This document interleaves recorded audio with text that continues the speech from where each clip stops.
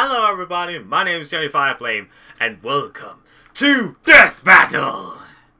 Iron Man versus Lex Luthor.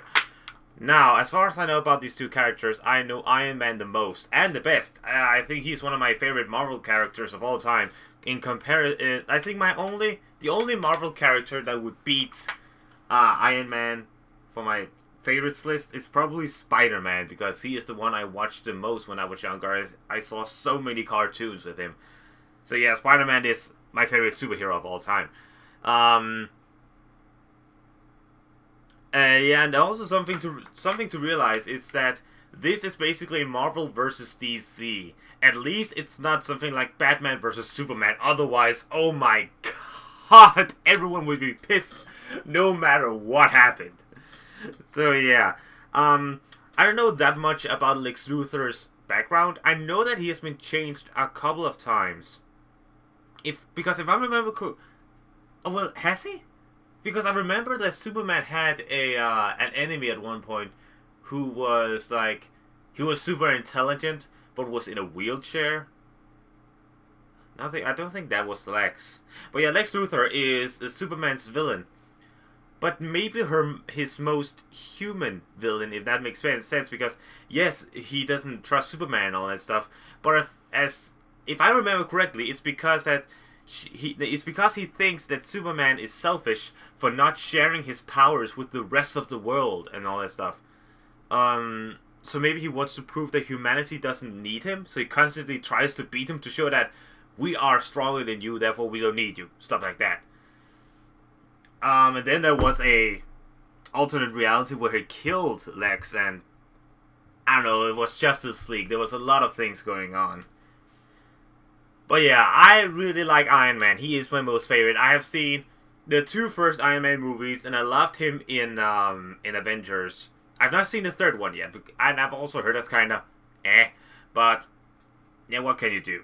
Anyway, I am really excited to see this fight and see how they're going to portray both these characters. I'm sure it's going to be fun. But yeah, if you're all ready, my dear friends, let us jump right into Death Battle! Iron Man versus Lex Luthor. In 3, 2, 1, go. This episode of Death Battle is brought to you by SGC, the greatest party in SGC. gaming, going down July 17th through 19th in Frisco, Texas. Head to sgconvention.com for more details. If there was a convention I would love to go to, it's that one, but I'm kinda on the other side of the world, so.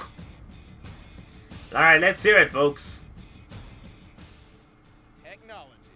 It improves our lives, lets you watch cool shows on the internet, and sometimes it can help you to rival gods. Like with Iron Man, the Armored Avenger. And Lex Luthor, arch nemesis of Superman. He's with They don't have many titles, do they? And it's our job to analyze their weapons, armor, and skills to find out who would win a death battle. Oh! There are the talented. There are the prodigies. And then there's Anthony Edward Stark. Please, he prefers Tony. Howard and Maria Stark ruled a $9 billion military tech empire. They could have anything they ever wanted, except a child. Then Howard met an alien who decided to build a baby for them. What? Fearing humanity would perish to more advanced What? alien races, this child was genetically engineered to lead the world to a new tech age. But that was Arno Stark. We don't speak of him. When Howard and Maria were disappointed with what they created, they adopted Tony instead. Yep, that's the secret origin to Tony Stark. Didn't see that coming, did you? What? No, I didn't! Being the alien-engineered child of prodigy, Tony's gifted intelligence and world-changing destiny were obvious at an early age. He graduated from MIT with top honors and a physics and engineering double major when he was just 19 years old. But since this is a He's one of those origin, characters. It wasn't long before tragedy struck. And by struck, I mean a car crash, and by tragedy, I mean his parents. So all of a sudden, Tony was an orphan. Oh. But on the bright side, it also made him the sole heir of Stark Industries. Nice. With the entire family fortune at his fingertips, Tony pursued a life of reckless indulgence and mechanical tinkering. War was his income, and he enjoyed every bit of it until the day his eyes were opened. There we go, yeah. Open with a shrapnel-filled irony bomb. Yep. His own weapons were used against him. That is irony. Held captive by terrorists in Afghanistan, Tony learned the bomb left shrapnel in his heart, which would kill him in a week. The terrorists gave Tony an ultimatum: construct weapons for them and receive treatment, or be left to die. What being Tony Stark, he chose door number 3. He built a space-age pacemaker to save his own life, and then built a mech suit around it and murdered his way to freedom. Yep. This taught Stark one of life's most important lessons. Heroes aren't born, they're built. A lesson which also made for a pretty sweet tagline. My turn. I love that scene. It's one of my favorite scenes in the movie. But Tony's heart was changed in more ways than one that day. Upon returning to America, he nullified all weapons development at Stark Industries and dedicated his life to saving the world in his own way. Yeah, we're not talking like just donating to charity. Nope. Kind to your neighbor. Tony became a one-man army of justice and began creating a new and improved armored suit that the public would eventually dub Iron Man. And then he made another one, and another one, and another. Yeah. And then he made like a shitload more. Mm-hmm. The Iron Man suits are numerous, but they typically come with a common base set of tools. Generally composed of a gold titanium alloy, his standard suits have the strength to lift up to 100 tons, fly at supersonic speeds, and come with an onboard intelligence system called Jarvis, which The most awesome computer butler ever. at his beck and call. And for good measure, these babies come loaded head to toe with weaponry. I'm talking shoulder-mounted darts, anti-tank missiles, an EMP, and Tank missile. laser beams. Yeah. Repulsor blasts draw power directly from the reactor in Tony's chest or chest piece, depending on the time period, to fire high-mass negatively charged muons as a concussive energy attack. Most commonly, these are fired from the palms of his suit. But if the situation calls for a bit more firepower, he can blast an even larger beam directly from his chest piece. Unibeam! Oh, that is All beautiful. of these features come standard in his most often used suit, Model 13, the modular armor. This armor specializes in adaptability, allowing Tony to swap out its individual pieces for one suited to the mission at hand. Oh, and it also has an extra casing known as Iron Man Armor Model 14.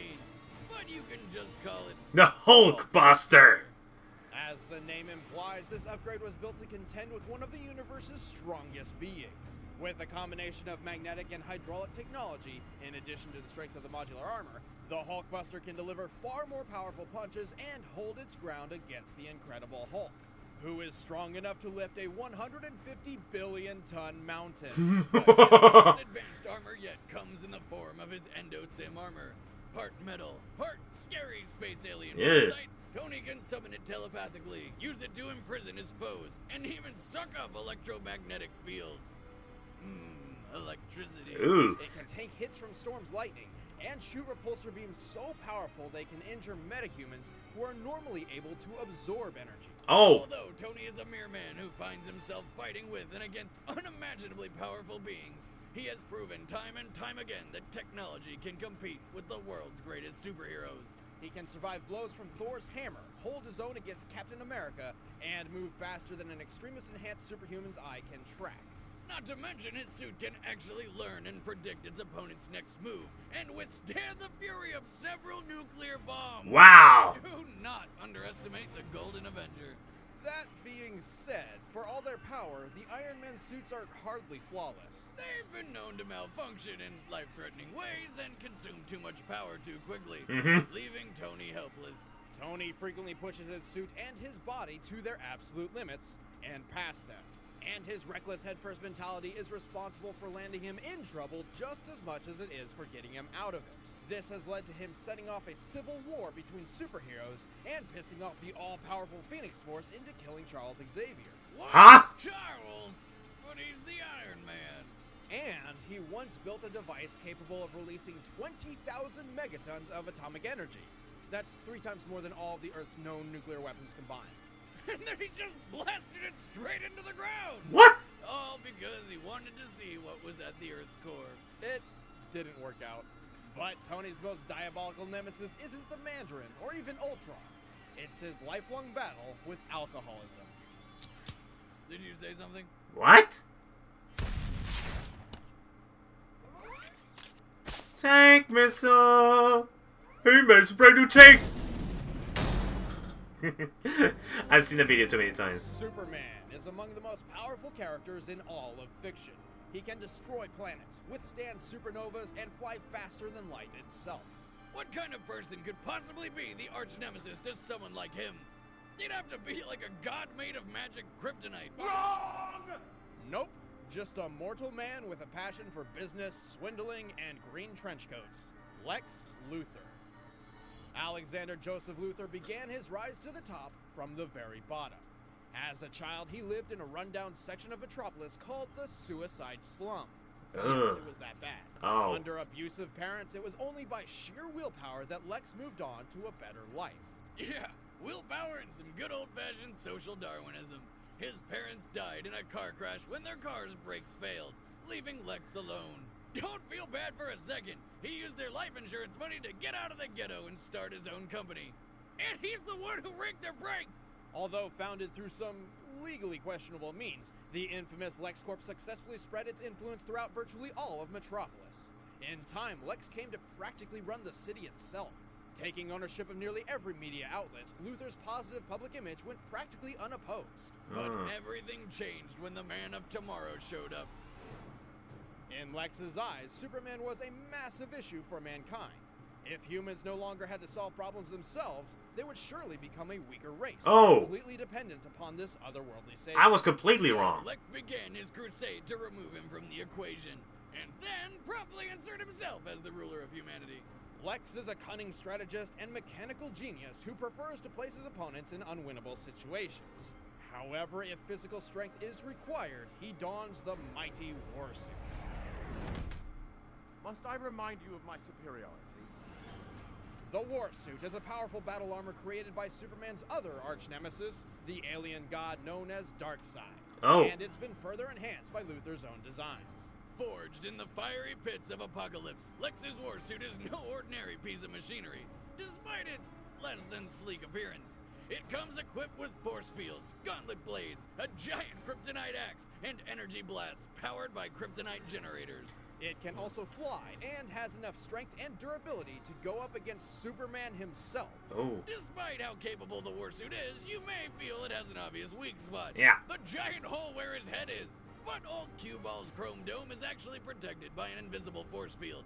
He just wants his opponents to know exactly who's beating the shit out of him. Hello, sunshine. Lex's weaponry goes beyond an alien metal suit. In addition to his brilliant strategic mind, he has also surrounded the Earth with dozens of satellites bearing his name. Oh. Their purpose? A gigantic game of space laser hot potatoes. And he can hold the laser? What? He can harness the power of satellite laser. Okay. As multi-billionaire, it's no surprise that Lex's accomplishments match the expectations. He's equaled Deathstroke in combat, stabbed Supergirl, snapped Brainiac's neck, and defeated Power Girl in a single stroke. You can't blame him. I mean, I don't think anyone could handle more than a single stroke with Power Girl. However, Lex is not solely dependent on his Warsuit. He sometimes subjects himself to a kryptonite steroid, which has made him much stronger than an ordinary human. Capable of surviving wounds nobody reasonably should. Kryptonite? Like the time when a giant gorilla shot him in the chest with a sniper rifle, knocking him out of a helicopter off the edge of a cliff and landing headfirst in a canyon. He was up and banging his robot chick in like a day. Oh, yeah, he built a robot version of Lois Lane for, you know, sex. Seriously? Because Lex Smash mode? is what he does not have. And his know-how with robotics goes past insane. It's like a more terrified version of the Terminator. While confined to a prison cell, he built a talking, flying robot that reads Moby Dick at such a high frequency, it carved out an escape route through the floor itself. What? Including perfectly shaped stairs. What? But most diabolical of all, when no one was looking, Lex Luthor took 40 cakes. He took 40 cakes, Oh! Liz. That's as many as 4 tens. God! That's terrible. Oh my Great God! thing is, that's actually officially canon. Seriously? Luthor's hatred of Superman and drive to win are stronger than any machine he could create. Take, for example, the time Superman threw a satellite at LexCorp Tower, bringing the building down on top of poor old Lex. This left the guy with half his face ripped off, all 4 limbs blasted away, and he was impaled in 5 different places. Even like that, he still refused Superman's help. Wiz, if that ever happens to me, do me a solid and Kill yourself in front of me so my dream of outliving you is complete. Never gonna happen. But it's also that same cocky independence that serves as Lex's greatest downfall. When he merged with the Zone Child, Whoa! What? it's not what you think. Who? He gained, and I quote, infinite power. And a secure spot on somebody's watch list. The only catch was he could not use this power to harm others. But because all he wanted to do was kill Superman, he tried it anyway. So Superman just straight up punched the god out of him. What? Well, that's hardly accurate. Come on, how else would you describe that? Fair enough. Even so, when the Earth DC! you can count on Lex Luthor to look his enemies in the eye and fight for his people. And then exploit the hell out of him afterward. You know what happens when you take on Lex Luthor? The same thing that's gonna happen to Superman. I think Lex has some issues. Let's end this debate once and for all. But first, we don't want you to have horrible, Oh, earth-shattering regret by missing the best party in gaming. So we're gonna tell you about it. What? Oh, as you see. SGC, the greatest party in gaming, is back to rock the Southwest for its 5th year. Hosted by Screw Attack, SGC is an event that you don't want to miss out on. We're talking 3 days of non-stop gaming in our massive free-play arcade and console game room. Tons of panels with all your favorite internet celebrities, including Peanut Butter Gamer, Rooster Teeth, Funhouse, Pro Jared, Kinda Funny, and even a Dragon Ball Z Funimation voice actors reunion, where you'll be able to meet your favorite Dragon Ball voices like Goku, Vegeta, and more.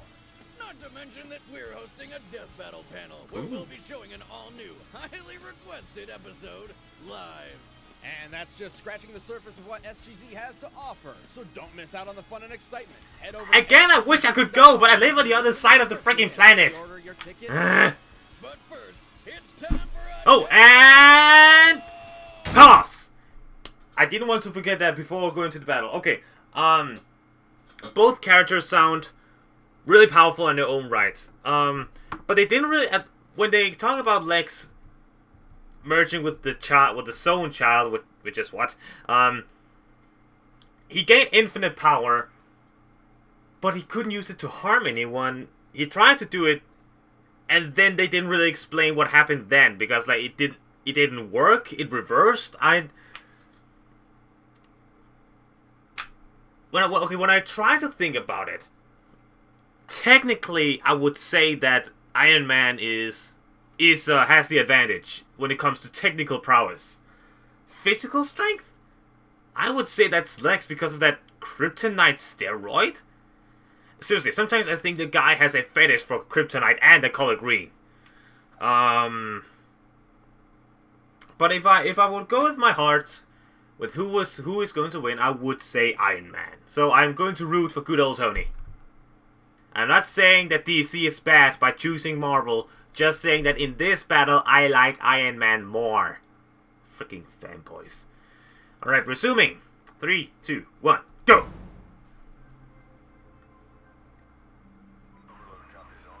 Ooh, full 3D animation. Oh, Jesus! Nice models.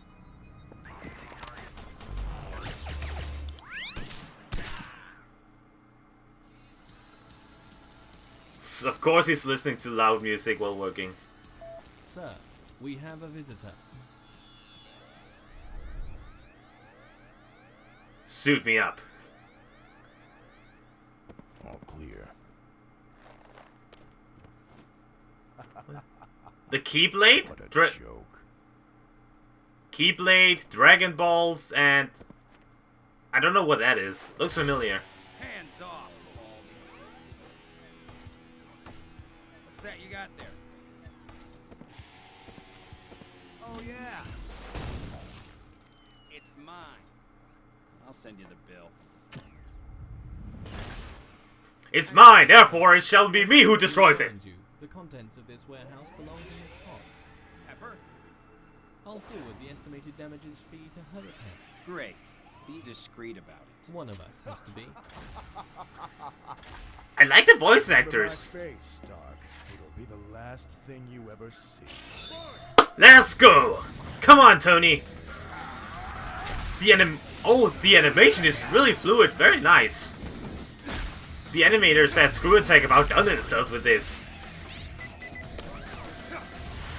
The shoulder rockets. His systems are confusing my targeting. Also, adding 2 million to your chances. Not now, Jarvis. What have we got here? I'm having difficulty determining the suit's alloy. Alien, perhaps. My suit is invincible. How about this part?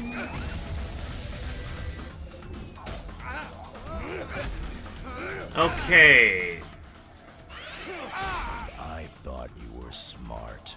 Hey, you're the one who looks like a giant rusty trash can with legs. No judging. It's kind of true. He does look like a giant. Look at one of those giant.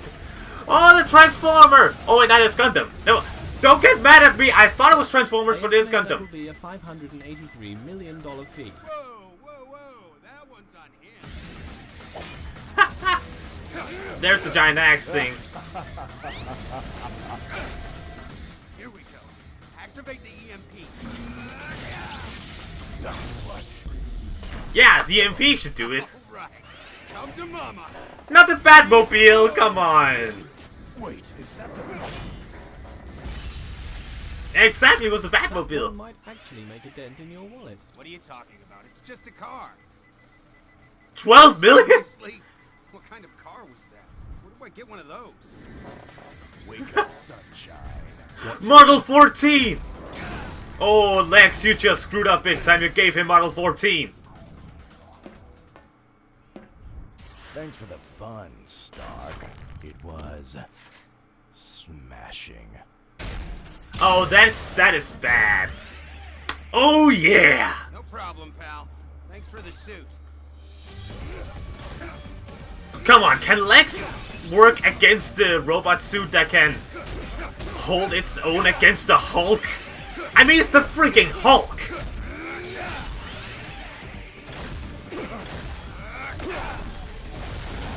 Smash! Smash! Tony, smash off the building! Ah, there's nothing like good old robot suit tussle.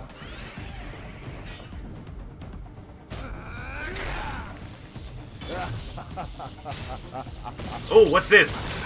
That current damaged your battery. Power is at 15% and dropping fast. I recommend a new plan of attack. I have a plan. Attack. That's a quote from the movie. Call that power. You are nothing. Jarvis, reroute all power to the arm and leg hydraulics. I have seen true power. You are nothing more than another ant to crush under my... How about that? There we Good night, go. cue ball. What's going on? We're out of power. Figures. Fool, you're just like all the rest. Ooh! A suit to save the world. Satellite! Trying to play God. Hey, who are you talking? How is he doing that freaking satellite Kamehameha? One man in the world fit to play such a role.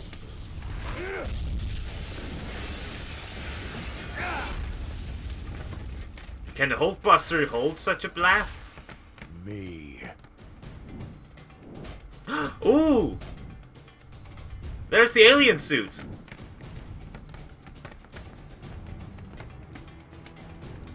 I don't know, Lex. Being Come on, God Tony. Can't be too hard. I mean, I'm the most intelligent, capable person on the planet. I'm not playing God. All this time, I've been playing human. Ooh, that's awesome music and awesome quote.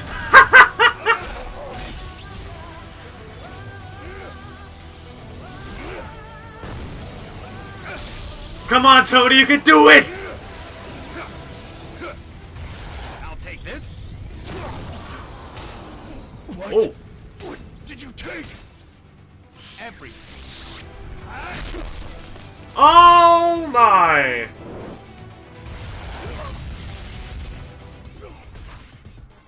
Here's the big one.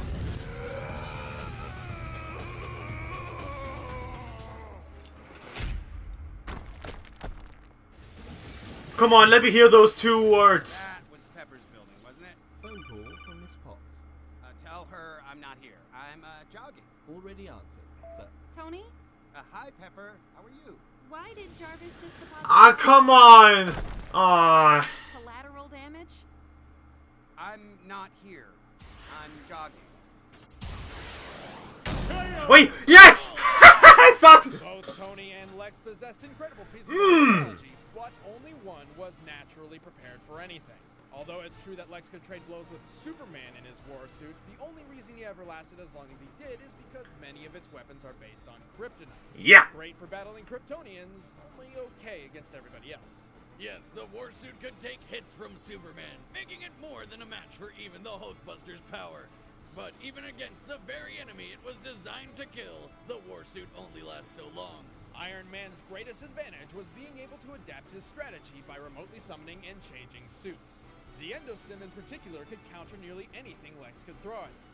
Plus, Iron Man has far more actual combat experience. Mhm. He's treated physical combat as a last resort beneath him, while Tony straight up enjoys it. Yeah. He just wasn't suited for this battle. The winner is Ha! Iron Man. Pun. Alright. Ooh, who's next time? Next time On Death Battle. Let me hear. Let me see. Shunned by society. The Beast!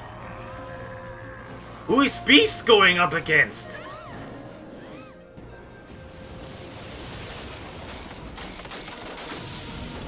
Ooh, Goliath!